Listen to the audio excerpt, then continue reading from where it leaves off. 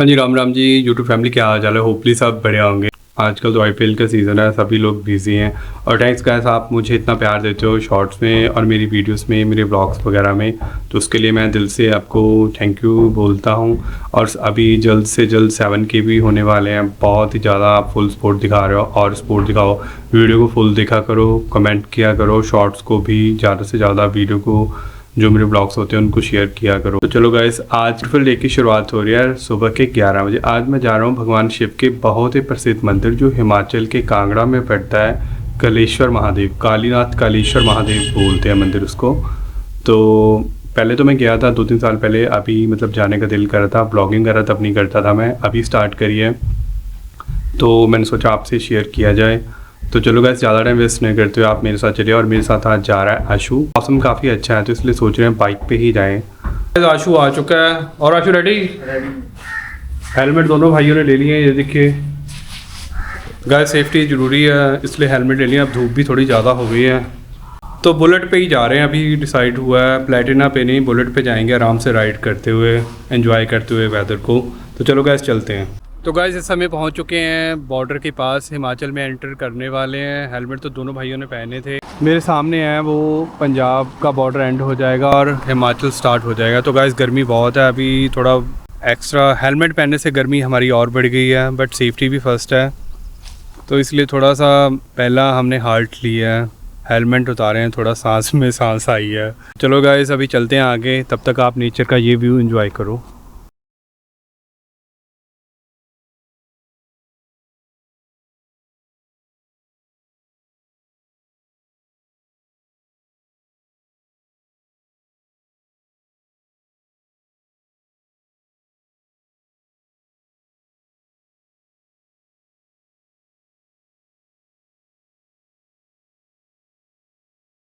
Guys तो इस समय पहुंच चुके हैं हिमाचल के आम्ब नामक गांव में। यहाँ से हम हमीरपुर रोड को जाएंगे और हमीरपुर नहीं जाना हमें, हमीरपुर से रोड पे चल के हमें थोड़ा सा 10-12 किलोमीटर से टर्न लेना है कलेश्वर महादेव मंदिर के लिए। तो चलो गाइस आप बने रहिए हमारे साथ।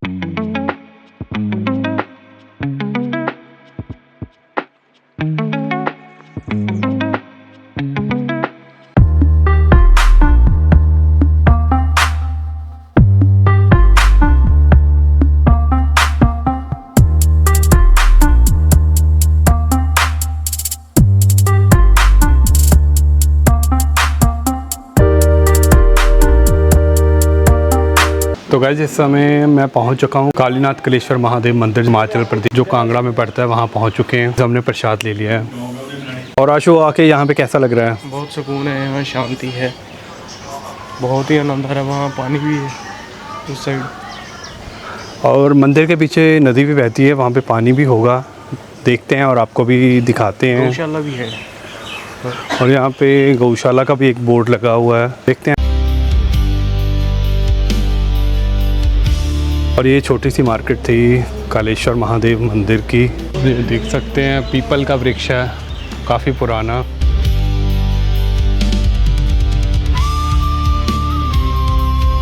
ये रहा श्री कालीनाथ कालेश्वर मंदिर न्यास का प्रवेश द्वार।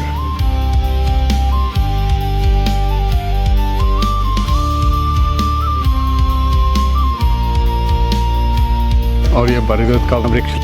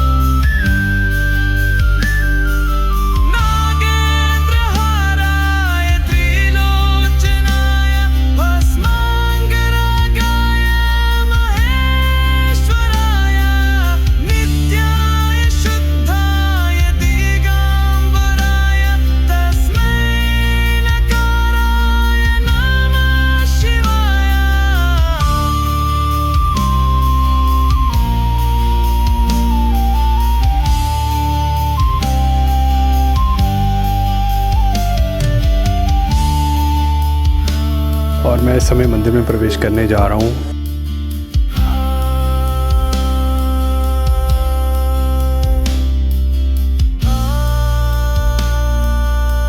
बहुत ही पारंपरिक शैली से बना हुआ ये मंदिर।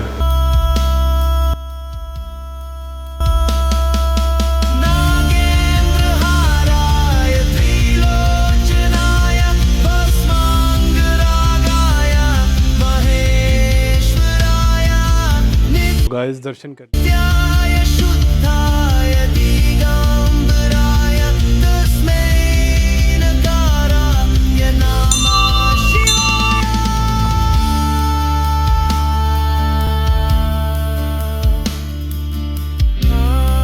कालीनाथ कालेश्वर मंदिर में स्थित एक और शिवलिंग 12 ज्योतिर्लिंग की तट पे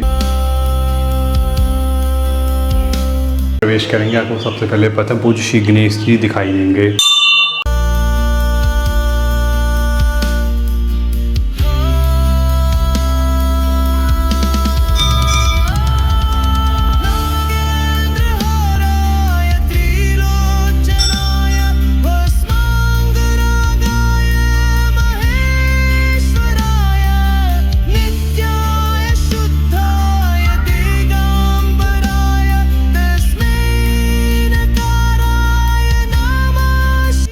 प्रांगण में स्थित एक और बहुत ही प्राचीन शिवलिंग भगवान श्री गणेश, भगवान श्री राधा कृष्ण, बाबा बालकनाथ जी।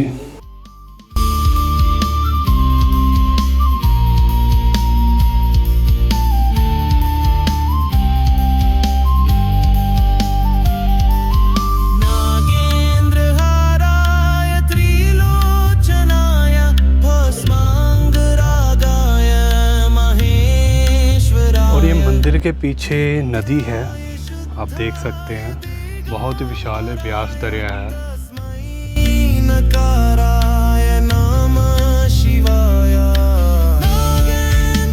और ये जो आप देख रहे हैं लक्कड़ आपको शायद दिख रही हो, एक्चुअली लोग क्या करते हैं, मतलब दाह संस्कार इसी नदी के किनारे भी कर देते हैं जो लोकल लोग हैं, और जो भी उनके अस्थियां वगैरह है यहीं परवाह करते हैं। और आप नीचे देख सकें तो मछलियाँ भी हैं, वो देखिए।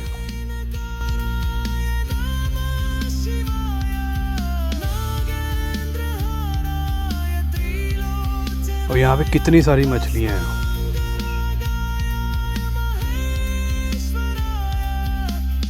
अभी हमारे पास जो भी प्रसाद वगैरह है हम थोड़ा सा सोच रहे हैं इनको दे दें, क्योंकि दाना वगैरह तो हम लेके नहीं आए, हमें इतना वो पता भी नहीं था, बस इतना पता था कि पानी होता है, पर हमें ये था कि अभी तो जैसे बरसात वगैरह नहीं हुआ है, पानी होगा नहीं, बट यहाँ पे काफ़ी मछलियाँ वगैरह हैं, पानी है। तो आशु क्या बोलना चाहोगे? बहुत ही अच्छा व्यू है गाइस, व्यू एंजॉय करो।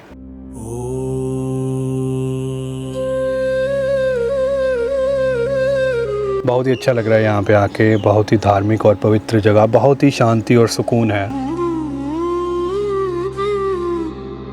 मंदिर परिसर में भी बहुत ही ज़्यादा शांति और सुकून है, हर जगह भगवान को हम महसूस कर रहे हैं। बहुत ही पुराना मंदिर है ये, और ज़्यादा देखते हैं, इसका इतिहास जानने की कोशिश करेंगे। शंभो शंकर शरणम में तव च। मैं इस समय मौजूद हूँ मंदिर परिसर में, और मेरे साथ है मंदिर के शास्त्र के मर्मज्ञ पंडित जी हमें मिले हैं। हम उनसे मंदिर का इतिहास जानेंगे और आपको बताएंगे। तो सबसे पहले पंडित जी, हर हर महादेव। हर हर महादेव, हर हर महादेव, हर हर महादेव। ये जो स्थान है इसका नाम है श्री कालीनाथ कालेश्वर महादेव। काली के नाथ, काल के ईश्वर महादेव का ये जो मंदिर के अंदर शिवलिंग स्वरूप पिंडी है, इसका वर्णन आता है स्कंद महापुराण के ब्रह्म खंड में महाकाल स्तुति के 4थे श्लोक में। इसको माँ काली ने प्रकट किया है और बाएं पैर के अंगूठे के बल पर इसकी 11,000 वर्ष माँ काली ने भूखे प्यासे रह करके इसकी तपस्या करी हुई है। तो इस स्थान के ऊपर ये जो अंदर आपने देखा है, इसका वर्णन आता है स्कंद महापुराण के ब्रह्म खंड में महाकाल स्तुति के 4थे श्लोक में। और जो माँ काली ने तपस्या करी है उसका वर्णन आता है कामाक्षी तंत्र के 11वें अध्याय के पहले श्लोक में। शिव पार्वती को बता रहे हैं, तो उसमें माँ काली की 45 पीठें बताई गई हैं। उन 45 पीठों में से कुछ साधारण पीठें हैं, कुछ उत्कृष्ट हैं और 5 महापीठें हैं। तो इस स्थान का नाम जो है उसकी गिनती 5 महापीठों में है। तो यहाँ पर जो माता काली ने 11,000 वर्ष भूखे प्यासे रह करके तपस्या करी है, तो 11 रुद्र भगवान शिव के अवतार हुए हैं। एक एक अवतार को प्रसन्न करने के लिए माँ को 1,000 वर्ष लगा। फिर जब 11 रुद्र प्रसन्न हो गए तो फिर 12वें रुद्र जो है महादेव का जो निराकार रूप है वह प्रकट हो गए और उन्होंने माँ काली को आशीर्वाद दिया और काली की जिह्वा जो बाहर थी वो अंदर चली गई। यहाँ बंद मुख की काली है। ये पूरे भारतवर्ष में एक ही मूर्ति है जो बंद मुख की काली है। शिव के शावासन के ऊपर शिव के जब लेट गए थे तो उनका पैर माँ काली के ऊपर आया था। तो उस समय ऋग्वेद के अनुसार माँ काली के पैर न आगे जाए न पीछे जाए। यही माँ के पास पहचान थी कि जो मुझे रोकेगा वही मेरा स्वामी है। फिर माई ने पूरा ब्रह्मांड अपना दृष्टि से छान दिया, कहीं शिव के दर्शन नहीं हुए। जमीन पर देखती नहीं थी क्योंकि असरों से विहीन की थी धरती माँ ने। तो जब पूरा ब्रह्मांड में कहीं दर्शन नहीं हुए और जमीन के ऊपर जैसे ही माँ काली ने दृष्टि दी तो महादेव के दर्शन जब हुए तो जिह्वा बाहर आ गई। फिर कहा कि स्वामी मैं आपकी अर्धांगिनी हूँ, आपने मुझे दर्शन भी दिए तो किस रूप में? शावासन में। अब आपने उत्पन्न किया है मुझे, या तो अब मेरे साथ आप शादी करो या मुझे बताओ कि माँ कहाँ जाऊं कहाँ रहूं, क्योंकि पहले शिव और शक्ति दोनों एक थे। तो फिर देवता जो लोग हैं उन्होंने महादेव से आग्रह किया था कि प्रभु राक्षस जो थे वो अच्छे थे, हमारे भाई थे, जो ये तो ऐसी शक्ति आपने ब्रह्मांड में भेजी है उनके कल्याण के लिए, राक्षसों के कल्याण के लिए। यहाँ मैं एक और बात जाहिर करना चाहता हूँ हर सुनने वाले को कि माँ काली का जो उत्पन्न करी थी कालिका, वो महादेव ने राक्षसों के कल्याण के लिए उत्पन्न करी थी। क्योंकि नारद ने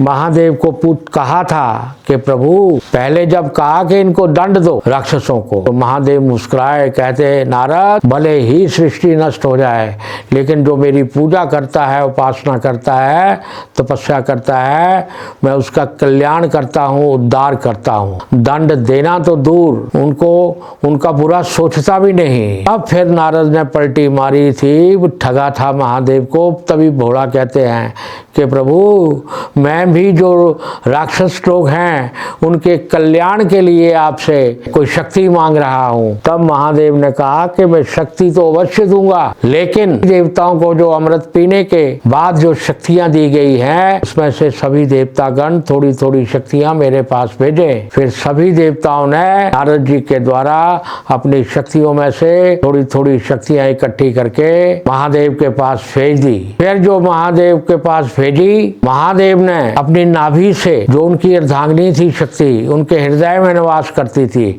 शिव और शक्ति दोनों एक थे, उसको अपनी नाभि से उत्पन्न किया और जो देवताओं की शक्तियां थी उसमें उसको रोपित कर दिया, ट्रांसप्लांट कर दिया। उसमें से एक तीसरी शक्ति उभर करके सामने आई जिसका नाम था महाकाली। महाकाली ने अपना रूप धारण किया, ना किसी देवता को पूछा ना महादेव को पूछा, तो अपना रूप धारण करके वो राक्षसों के संहार के लिए निकल पड़ी। जो जो राक्षस जितना जितना बलवान था उसको उसी हिसाब से चंड मुंड को मारा, उसके लिए रूप अलग धारण किया। मधु कैटप को मारा तो उसके लिए अलग रूप धारण किया।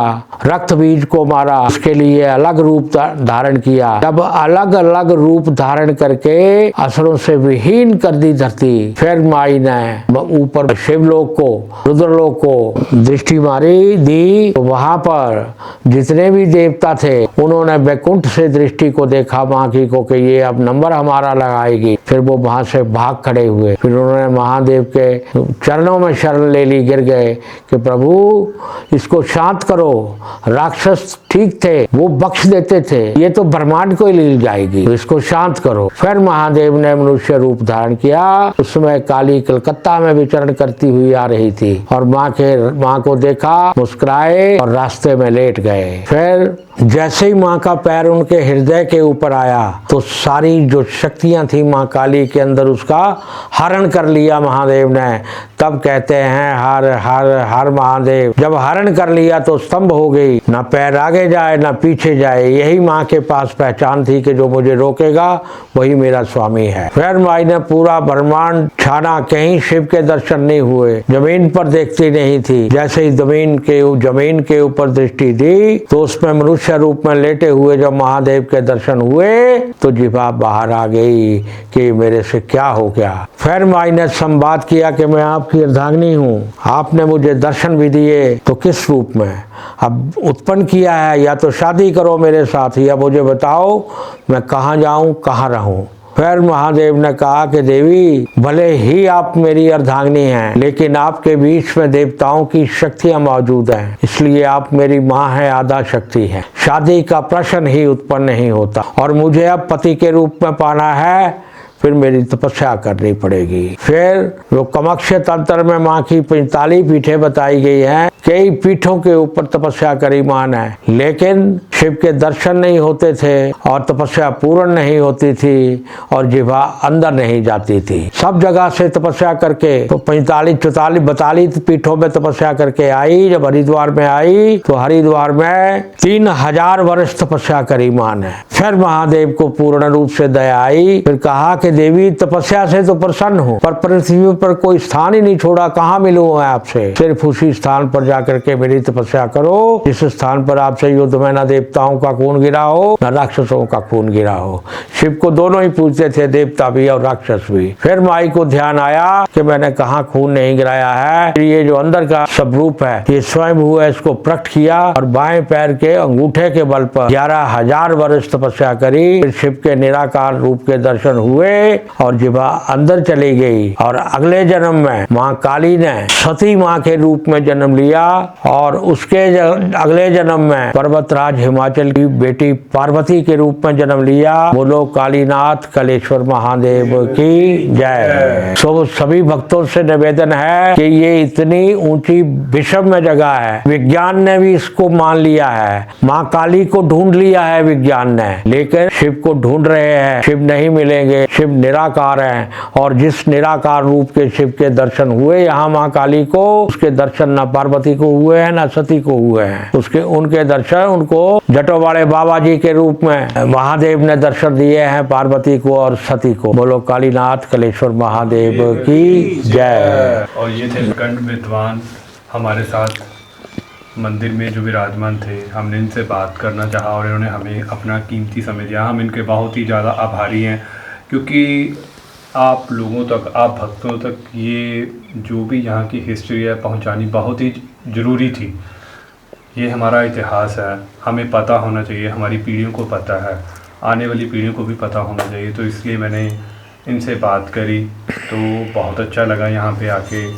और थोड़ा सा मंदिर और भी दिखाते हैं। पंडित जी हमें ये बात बताइए, पीछे पानी है हाँ, और ये यहाँ पे वो लोग दाह संस्कार वगैरह हाँ करते हैं। हाँ बिल्कुल बिल्कुल। शिव देखो, इसमें मैं आपको एक और बात बता देता हूँ कि ये जो स्थान है यहाँ पर शिव का, पहली बात कि शिव का वास ही शमशान में है, शिव रहते ही शमशान में। और इस स्थान के ऊपर जिस व्यक्ति का संस्कार होता है तो हमारी सनातन रीति के अनुसार जैसे ही उसकी आत्मा को उसके कपाल से रिलीज किया जाता है, उसके कुल के द्वारा, व्यक्ति के द्वारा बांस की लाठी के साथ तो किया जाता है। इमीडिएटली जैसे ही आत्मा को रिलीज किया जाता है कपाल से, इमीडिएटली हाजिरी उसकी वैकुंठ में लगती है। लकड़ी डालने वाले बाद में डालेंगे, लेकिन वो आत्मा जो है अपने कर्म का हिसाब लेने के लिए वैकुंठ में पहुंच गई होती है भगवान विष्णु के पास। और आगे का जो संस्कार है उस आत्मा का, कोई कमी रह जाए, कोई करे ना करे, लेकिन वो आत्मा जो है वो अपने कर्म के अनुसार जन्म ले लेती है। यही इस स्थान स्थान की विशेषता है। पंडित जी हमें ये बताइए कि जैसे हमने सुना है, मतलब कुछ लोग बात भी कर रहे थे, जो उनके अवशेष वगैरह होते हैं, हड्डियां वगैरह होती हैं, अस्थि जिसको बोलते हैं हम, वो भी यहीं प्रवाह करते हैं या वो मतलब वो हरिद्वार जाते हैं? देखिए, ये कोरोना काल में ही इसका ज्यादा चलन चला। पहले हिमाचल के लोग जो थे, ऊपरी हिमाचल के, ओल्ड हिमाचल के लोग जो थे, वो कोई इधर अस्थियां विसर्जन करने के लिए लाता था, जिसके पास समर्था नहीं होती थी कि वो हरिद्वार में जा सके। वो धीरे धीरे जब कोरोना काल में सारा सिस्टम ही बंद हो गया, कोई आना जाना ही बंद हो गया, लोग जो है वो यहाँ पर हरिद्वार में विसर्जित करने लग गए। तो उसका वैसे ही कोई वेद और प्राण में कोई प्रमाण नहीं है कि अस्थियां जो है वो यहाँ विसर्जन करने से व्यक्ति को मोक्ष की प्राप्ति होती है। लेकिन जिस व्यक्ति का कपाल यहाँ पर क्रिया होती है, उसके जन्मों जन्मों के पाप कर्म जो है वो यहाँ कट जाते हैं, क्योंकि यहाँ पर इस मंदिर की डेड बॉडी जो आती है, किसी भी व्यक्ति का शव जो होता है, उसको यहाँ चक्कर लगवाते हैं, क्योंकि आत्मा अभी तक शरीर के अंदर ही विराजमान होती है। और कि अगर ये सदियों से चल रही परंपरा है यहाँ पर, कि ये मान्यता है कि अगर मृत आत्मा शरीर को, उसकी आत्मा जो जिंदा है, आत्मा तो अमर है, उस आत्मा को यहाँ पर एक बार चक्कर लगवा दिया जाए महादेव का, तो वो आत्मा भी मोक्ष को प्राप्ति की हकदार हो जाती है। तो बहुत ही हमें अच्छी जानकारी मिली है यहाँ पे, क्योंकि मैं पिछले 4-5 साल पहले आया था, तो तब मैं पूछना चाह रहा था, कोई बताने वाला नहीं था, क्योंकि ये चीज़ें बिल्कुल अच्छे से पता हो तभी आप लोगों तक पहुंचाई जा सकती हैं।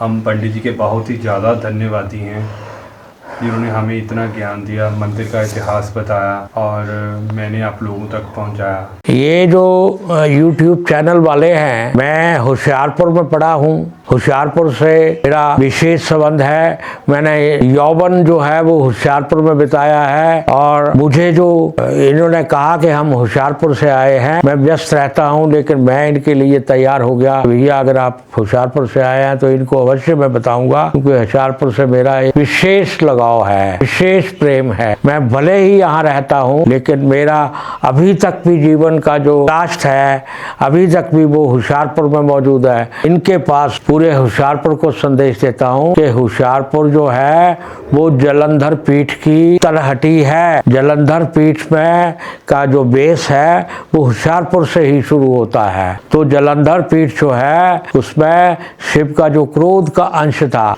जलंधर राक्षस वो शिव का अंश था, उसने जो है वो तपस्या करी है, और उसका जब देवताओं ने वध किया था जलंधर का, उनको मालूम नहीं था, उनकी पीठ गिरी है यहाँ पर, और उनके जो पांव हैं वो काठगढ़ में गिरे हैं। वो शिवरात्रि के दिन दोनों पांव इकट्ठे हो जाते हैं, और उनका जो हाथ है यहाँ इस व्यास नदी के ऊपर करवेश्वर महादेव है, वहाँ गिरे हैं, और उनकी जो कमर का हिस्सा है ये इसी व्यास के किनारे, इसी व्यास में के किनारे एक मच्छकुंड महादेव है, वहाँ है गिरा हुआ है।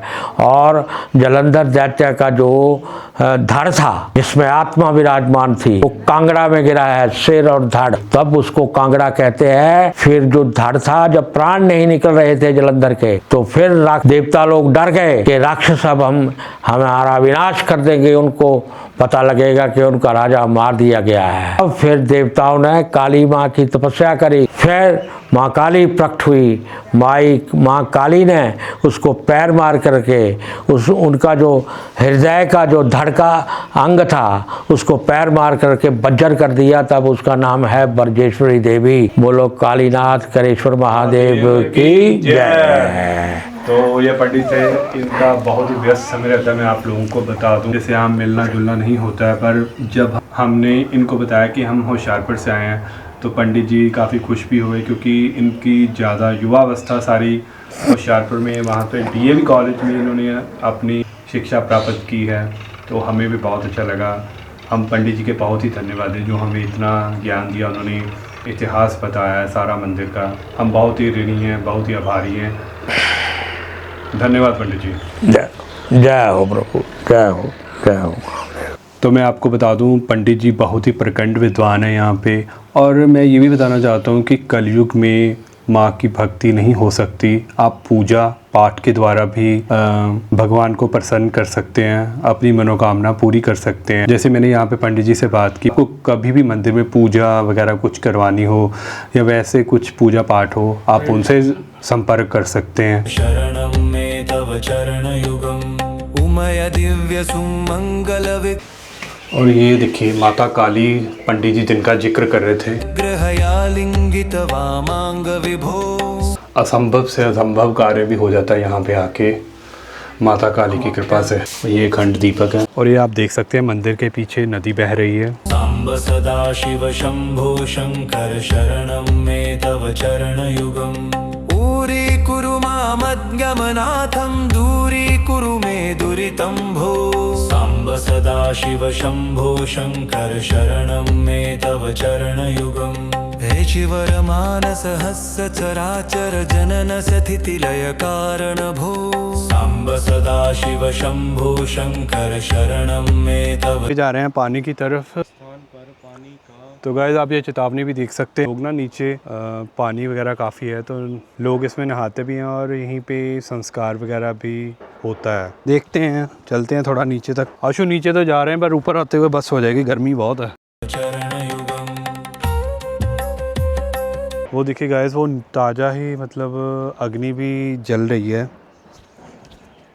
और लोग यहीं पे अस्त भी बहा देते हैं बाद में।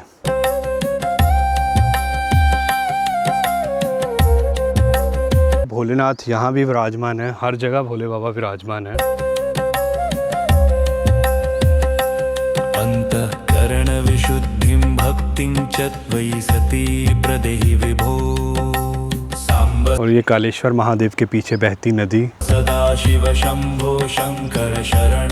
तो गाइस फिश को ढूंढते ढूंढते हम यहाँ पे आ गए हैं और ये मतलब हमारे पास ये थोड़ा सा प्रसाद में मिला था, तो इसमें देखते हैं कि खाती हैं कि नहीं। तव चरणयुगम् करुणा वरुणालयमयि दास उदास स्तवोचितो नहि भो। सांब सदा शिव शंभो शंकर। तो गाइस ये देखिए ट्रैकिंग चल रही है हमारी पहाड़ों में, फिश को ढूंढते ढूंढते। जय श्री महाकाल। शरणं मे तव चरणयुगम् जय कैलास नंगे पैर हैं गाइस। वास प्रमाथ गणाधीश भूसुरार्चित भो। सांब सदा शिव शंभो शंकर शरणं मे तव चरणयुगम् झनुतक झंकिणु झनुतत कीटतक। कंडे भी है यशु तैयार ना। तो गैस कांटे भी हैं। ओहो हो लग गया कांटा।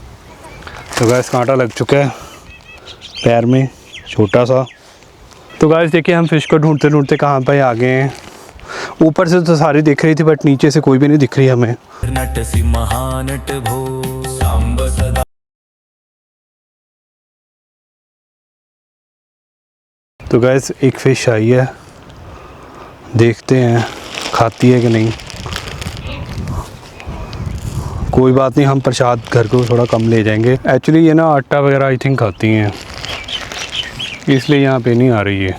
चल चलिए गाइस, एक भी फ़िश नहीं आई। आंटी वगैरह ने डाला वहाँ पे तो कितनी फ़िश आ गई थी, हम देख भी रहे थे। तो चलो गाइस चलते हैं, फिर शूज़ वगैरह पहनेंगे और फिर निकलेंगे घर को। हम कहाँ से कहाँ पहुँच गए हैं, बहुत ही अच्छा लग रहा है यहाँ पे आके। अभी हमारी वापसी की तैयारी है। हमने फ़िश को डाल दिया, अभी ऊपर जा रहे हैं। आशु एक बार चढ़ाई दिखा दो इनको, कितनी सीढ़ियाँ हैं। तो वैसे ये देखने में इजी लग रहे होंगे बट काफ़ी मुश्किल है, बट फिर भी हमें चलना ही पड़ेगा। और ये देखिए नदी के किनारे बैठे हैं देवों के देव महादेव, हर हर महादेव। और गाइस मैं आपको ये एक चीज़ और बता दूं, अभी ना जो पिछले साल बारिशें हुई थी, ये स्टेयर्स तक पानी आया हुआ था। तो मैंने रील्स वगैरह काफ़ी देखी थी, बहुत ज़्यादा पानी था पिछले साल। शिव शंभो शंकर शरणं मे तव चरणयुगम् धर्म स्थापन दक्ष त्र्यक्ष गुरो दक्ष यज्ञ शिक्षक भो। सांब सदा शिव। गाइस ये चेक करिए, ये देखिए किसी संत महापुरुष की प्रतिमा। मंदिर परिसर में ही एक और भव्य शिवलिंग। चायुस्त्वद्गुण रुचितं चिरं प्रदेहि। तो गाइस मंदिर परिसर में गौशाला भी है, गिर किस्म, गिर नस्ल का नंदी। गर्वहरण विभो छोटी सी गौशाला है यहाँ पे, अंदर भी गायें हैं। षड्रिपु षडूर्म षड्विकार हर षण्मुख षण्मुख जनक विभो सदा शंभो शंकर शरणं मे तव चरणयुगं सत्यं ज्ञानमनन्तं गिर्मे तिलक्षण गाइस ये हमारे पैरों को पड़ रही थी, हम तो फटाफट भागे। कालेश्वर महादेव मंदिर का ब्लॉग आपको कैसा लगा? होपली आपको अच्छा लगा तो लाइक करें, कमेंट करें, वीडियो को ज़्यादा से ज़्यादा शेयर करें। हाँ जी गाइस, तो घर पे पहुंच गए थे। ट्रैवल काफ़ी अच्छा रहा। एक ही जगह प्रॉब्लम आई, मैं आपसे शेयर भी करना चाहता हूँ। एक्चुअली ना, जब हम मुबारकपुर से आगे अम्ब नामक विलेज से हमने लेफ़्ट लिया हमीरपुर रोड पे, तो वहाँ पे ना मतलब एक टर्न था, तो बस वाले ने ना सडनली ब्रेक लगा ली। उसकी वजह से मैंने भी ब्रेक लगा ली, और पीछे से एक अल्टो वाला था, कैब वाला, HP 01DA 0241 अल्टो कार थी, है ना। तो उसने ब्रेक लगाई, तो मैंने मतलब बीच सड़क में मुझे भी रुकना पड़ा, क्योंकि बस वाले ने टर्न ले लिया बिना इंडिकेटर दिए। चलो कोई बात नहीं दिया, वो भी कोई बात नहीं। तो मैं जैसे रुका और फिर मैं चलने लगा, और ये बंदा रफ ड्राइव कर रहा था, HP 01DA 0241। तो गाइस मैंने उसको बोला, भाई तू तो मेरे बीच में मारने लगा था, और ये इसने कार पका ली। फिर आगे जाके मैंने इसको पूछा, भाई बंदे ने कार रोक के मेरे को ही धमकी दे रहा है, और मेरा बाइक का स्टीयरिंग ऐसे मतलब वाइब हिला के और फटाफट कार भगा ली इसने बंदे ने। तो गैस वो कोई दिक्कत नहीं है, हम लोग पंजाब वाले हिमाचल आते हैं, हिमाचल वाले पंजाब आते हैं, आपसी भाईचारा। तो गैस मेरा तो कोई कसूर था ही नहीं। कोई भी पर्सन है, बीच सड़क में किसी ने सडनली टर्न ले लिया है, तो मैं तो स्टॉप ही करूँगा, है ना। और तुम्हें पता है कि तुम पीछे से इतना रफ़, ये बंदा काफ़ी रफ़ ड्राइव भी कर रहा था। कैब था उसमें, मतलब कैब थी, इसमें मतलब 3 से 4 लोग सवार थे। तो जो उसके पैसेंजर थे, तो उसने बोला कोई बात नहीं भाई छोड़ो। मतलब ये है कि इतना, एक तो ओल्ड एज है ना, 50+ एज का था, और भाई बाइक को ही मतलब वो कर रहा था, मैं गिर जाता तो कौन जिम्मेवार था। तो गाइस HP 01DA 0241 जहाँ की भी हिमाचल में रजिस्टर्ड गाड़ी है, मैंने कंप्लेंट नहीं करी, मैं कंप्लेंट कर सकता था, बट मैंने कहा चल कोई नहीं। बढ़िया, ये गलत चीज़ है। कोई बाहर से टूरिस्ट आपके स्टेट में आता है, तो आप उसका ये वेलकम करते हो, ये बहुत गलत बात है, ऐसे नहीं करना चाहिए। मैं कंप्लेंट कर देता था, उसी टाइम इसकी कार बॉन्ड हो जाती। जब भी हिमाचल में जाओ सेफ से जाओ। तो चलो गाइस, आज का ब्लॉग कैसा लगा कमेंट करें, वीडियो को ज़्यादा से ज़्यादा शेयर करें।